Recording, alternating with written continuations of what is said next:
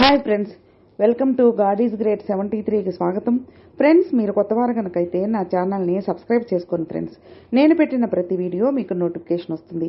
అలాగే పక్కనున్న bell icon నొక్కి లైక్ చేసుకోండి ఫ్రెండ్స్. ఇక మన వీడియోలోకి వెళ్దాం. అక్షయ తృతీయ నాడు హిందూ క్యాలెండర్లో అత్యంత పవిత్రమైన రోజుల్లో ఒకటిగా అక్షయ తృతీయను భావిస్తారు. ఈ రోజు బంగారాన్ని కొంటే లక్ష్మీదేవి ఇంటికి వస్తుందని నమ్ముతారు. వివాహం చేసుకుంటే భార్యాభర్తల మధ్య ప్రేమ, దాంపత్య జీవితం శాశ్వతంగా ఉంటుందని అంటారు. అక్షయ తృతీయ త్రేతాయుగం ప్రారంభమైందని శాస్త్రాలు చెబుతున్నాయి. ఈ ఏడాది అక్షయ తృతీయ మే 10వ తారీఖున వస్తుంది. అత్యంత శుభకరమైన గజకేసరి యోగంతో అక్షయ తృతీయ రావడంతో దీని ప్రాముఖ్యత రెట్టింపయ్యింది. ఇవి మాత్రమే కాకుండా సుకర్మ యోగం కూడా వస్తుంది. ఈ రోజు లక్ష్మీదేవితో పాటు కుబేరుడికి పూజ చేయడం వల్ల వచ్చే సంపద, శ్రేయస్సు, ఆర్థిక పరిస్థితి అద్భుతంగా ఉంటుంది.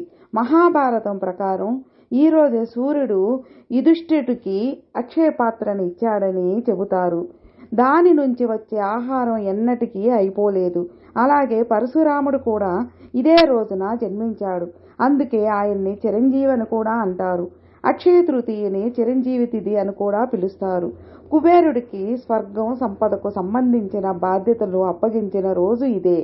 అక్షయ తృతీయ రోజు ఇలా చేయండి. సంపదకు ఆదిదేవుడుగా కుబేరుడు ఉంటాడని శివుడు వరం ఇచ్చాడు. అందుకే లక్ష్మీదేవితో పాటు కుబేరుడిని కూడా పూజిస్తారు. కుబేరుడి ఆశీస్సులు ఉంటే ఒక వ్యక్తి తన జీవితాంతం డబ్బు కొరత ఎదుర్కోవాల్సిన అవసరం ఉండదు. వాణిజ్యం, సంపద పెరుగుతాయి. అక్షయ తృతీయ రోజు ధనవంతులు కావాలని అనుకుంటే మీరు ఈ పనులు చేయాలి.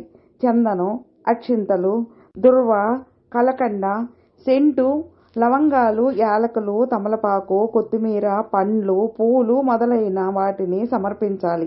తర్వాత కుబేర చాలీస పఠించాలి. ఇలా చేయడం వల్ల సంపదలు పెరుగుతాయని నమ్ముతారు. సంపదను పొందేందుకు అక్షయ తృతీయ నాడు కుబేర యంత్రాన్ని పూజించి దాన్ని భద్రపరచుకోవాలి. ఇలా చేస్తే మీ జీవితంలో సంపద ఎప్పటికీ కరిగిపోదు. ఇంట్లో ఉండే డబ్బు ఎప్పుడూ నిండుగా ఉంటుంది. ఈ మంత్రాన్ని పఠించండి. ఓం శ్రీం ఓం హ్రీం శ్రీం ఓం శ్రీం క్లీం విత్తేశ్వరాయ నమః. అక్షయ తృతీయ నాడు పూజించేటప్పుడు ఈ కుబేర మంత్రాన్ని 108 సార్లు జపించాలి. భారలేని కొనుగోలు చేసి పూజ సమయంలో కుబేరుడికి సమర్పించాలి.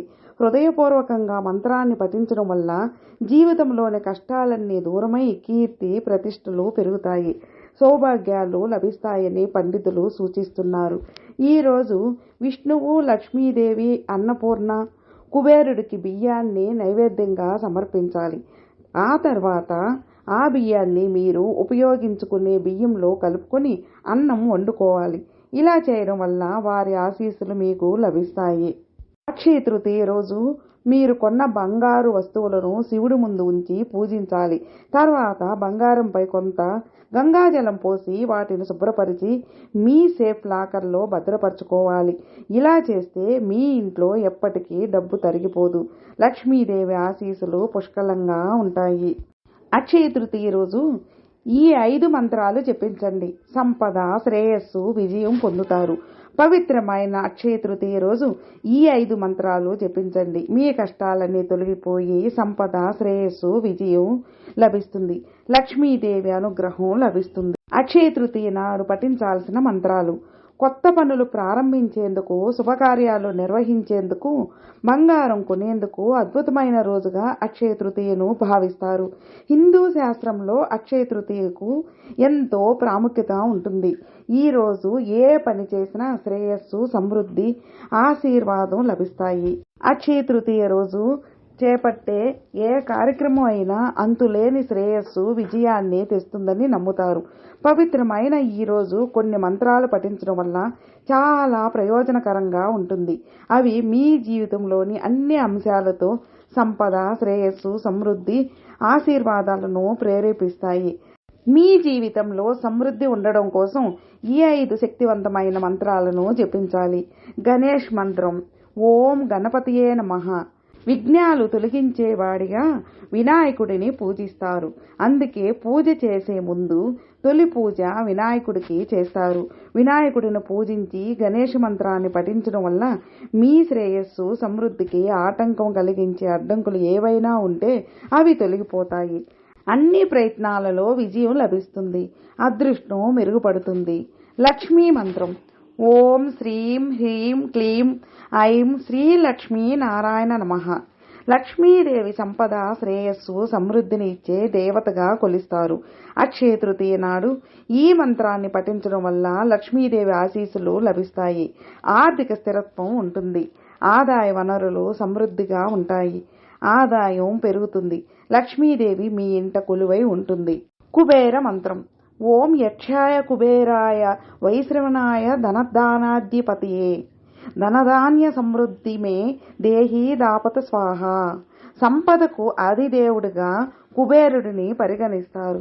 అక్షయ తృతీయ నాడు కుబేరుడిని పూజించి ఈ మంత్రాన్ని జపించడం వల్ల మీ జీవితంలో ఆర్థిక శ్రేయస్సుకు ఎటువంటి లోటు ఉండదు. ఆర్థికంగా వృద్ధి చెందుతారు. వ్యాపారంలో విజయాలు పొందుతారు. విష్ణు మంత్రం. ఓం నమో భగవతే వాసుదేవాయ నమః. వైశాఖ మాసం మహావిష్ణువుకి అంకితం చేసిన మాసం. విశ్వాన్ని రక్షిస్తూ ధర్మాన్ని పాటించేవాడిగా మహావిష్ణువుని పూజిస్తారు. అక్షయ తృతీయ నాడు విష్ణువుకు సంబంధించి ఈ మంత్రాన్ని జపించడం వల్ల విష్ణుమూర్తి ఆశీర్వాదాలు లభిస్తాయి. జీవితంలో శాంతి నెలకొంటుంది. అడ్డంకులు తొలగిపోతాయి. అన్నింటా విజయం మీదే అవుతుంది. దుర్గా మంత్రం. ఓం దుం దుర్గాయే నమః.